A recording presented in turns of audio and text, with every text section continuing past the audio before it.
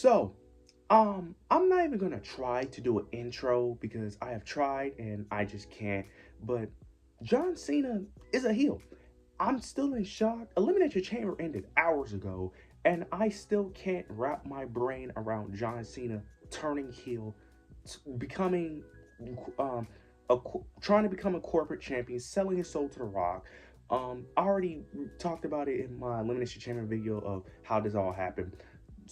Cena was celebrating with Cody after Cody turned down The Rock's offer. He ends up hugging Cody, but then he ends up giving Rock the stare. The Rock ends up doing a throat slash, and he ends up low blowing Cody Rhodes and brutally attacking him with Travis Scott, and The Rock ended up beating him down. The fact that this has happened is crazy. On the list of things I thought that could happen, John Cena turning heel was one of the last things I thought would ever happen in my lifetime. It is crazy. Now, people were trying to go on the internet said that this was so obvious that y'all should have assumed this. You are a moron and you're not right at all. Yes, was there a chance? I thought it was a chance that he may turn heel, but I thought it was like a 5% chance. Majority of you were not predicting this. You may have thought this or may wanted it, but you weren't saying this a 100% chance. Even you guys who may have thought about it was even iffy on him turning heel. But this is crazy to even think that John Cena turned heel. The possibilities of him being a heel are crazy. Now, I still don't think he was the best choice. I still think CM Punk was the best choice due to, I just feel like him getting the main event was an easy solution for him becoming the corporate champion, him selling his soul. But I don't hate this idea. It's weird because John Cena was basically my superhero. He's basically my childhood hero. He's the guy I looked at as basically Superman. So the fact that he turned heel is crazy. I thought he would never turn heel. John Cena turning heel is like Goku becoming a villain to me. It's like weird. It's like it should never happen. But the fact that he did it is shocking. And it's like I hate it, but I love it at the same time. I hate it because I feel like John Cena should be a forever babyface. But I love it because since I feel like he should be a forever babyface, it shocked me because it was unexpected. It's the fact that we never expected John Cena to be a heel because he's been a babyface basically his entire career. You don't expect him to be a heel. Like John Cena becoming a heel is like R-Truth becoming a heel. Like you would never expect it because R-Truth's just been a goofy idiot that we all love for so long that it just wouldn't make that you just can't picture him being a heel. So I can't fathom John Cena being a heel right now because we have never seen it, so I can't even imagine it even being a real thing. But this furthers so many things. It's like, what's going to happen now? Is he going to change his theme song? Because I'm assuming he has to change that. Is he going to change his ring attire now?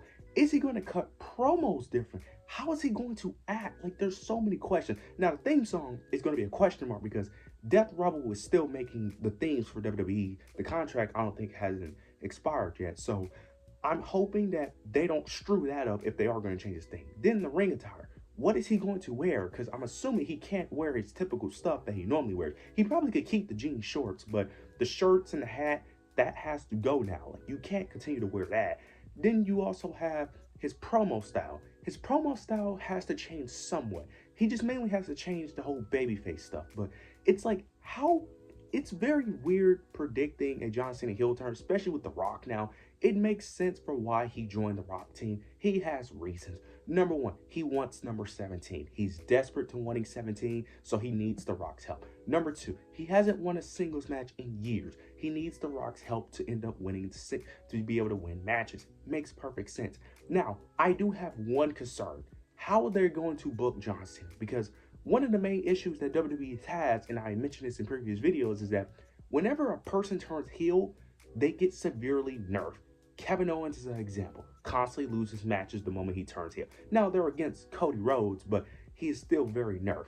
Then you have someone like Damian Priest. Now, he's not a heel, but he's a babyface. Him being a babyface and him being a heel are like two different people.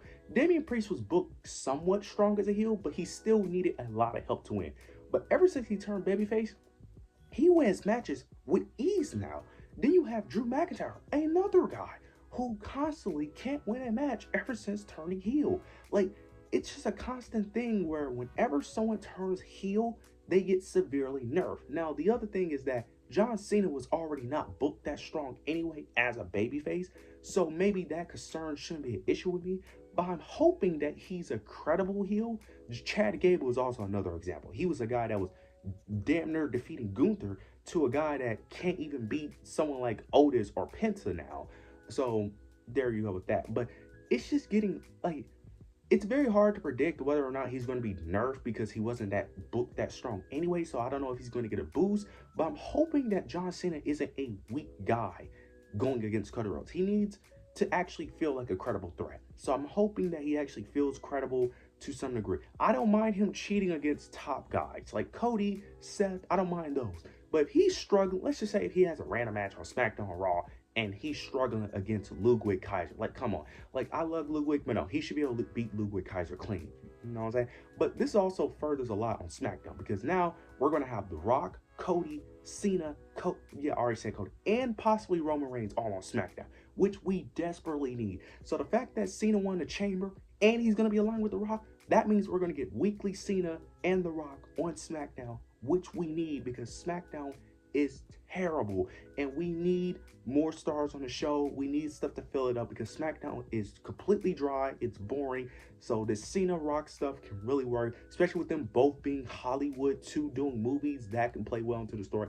I absolutely love that. Now, one thing about this is that Cena was getting booed, but he was getting cheered as well. That's one of the main issues that can possibly play a factor in this is that is Cena going to really generate enough heel heat because it is his retirement tour.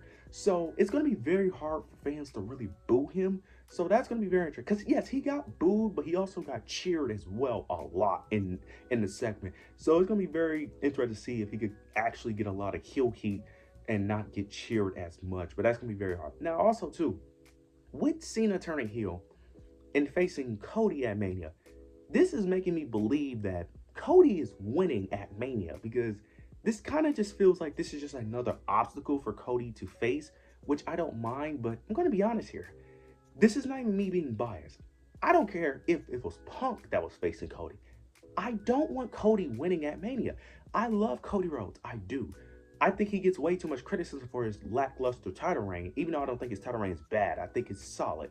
But it's going to be a year. I don't think he needs longer than a year of this story. He already won a championship. I think it's time for him to chase the championship again. I don't want him winning it again. Plus, his story was simple. Get the title from Roman. That was his moment of being that god. He's already the top god. He's already number one for the most part, or number two, depending on how you feel about Roman. So it's like him beating Cena, even as a heel, this doesn't really elevate Cody, in my opinion. Like if he loses, this doesn't hurt Cody. Cena is the one that needs this victory more than anything. Not even for the 17, just for him being a loser for the past few years. That's why he needs to win. It's not even about the 17. It's him being a loser for so long.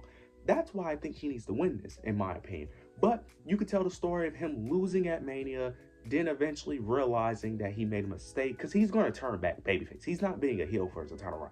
He's going to turn babyface eventually. Now it's just about how long is he going to be a babyface. Is he going to win the title at Mania, hold it for a bit, drop it, and then turn babyface? Or is he going to lose, then realize his mistake, and then win it as a babyface? This causes so many questions. I'm very interested to see how this plays out. But I'm still shocked of the thought of Cena, because Cena was basically my Superman. He was basically my superhero.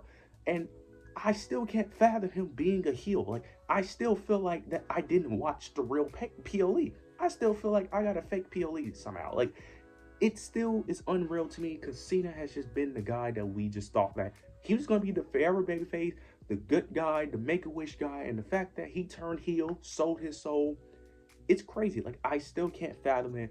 I am still, like I said, I love it, but I also hate it. I hate it for the reasons, because I feel like he should be a forever babyface, be that child, that childhood hero that everyone adores. But at the same time, it's great because it's so unexpected and we never saw it coming. There were signs, the press conference after the Royal Rumble of him saying that him being, him getting 17 is best for business, him taking advantage of Seth Rollins hitting the curve. There were signs, yes, but even those signs weren't big enough because of Cena just being this babyface for so long. It still wasn't enough for us to really see it. But this causes so many questions. I'm very interested to see how this plays out. I'm wondering, are there going to be?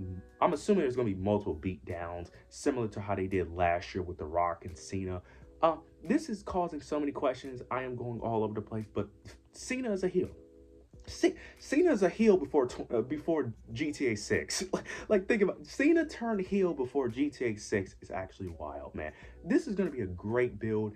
I'm very interested to see how they play this out. I'm wondering what CM Punk is going to do because CM Punk lost. He lost the Elimination Chamber, so he doesn't get that main event. So is he going to be inserted into the match? Are they going to do Cody, Cena, and Punk? Is that favor going to finally come into play?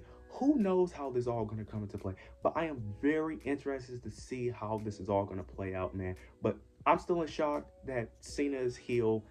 They finally did it after so long of fans complaining of him. They finally turned him heel, which is crazy. I thought this would never happen, but like, this is something that you would see in universe mode, but I have nothing more to say. I'm still in shock, but you guys let me know your thoughts and opinions down below. Make sure you like, comment, subscribe. But yeah, that's it.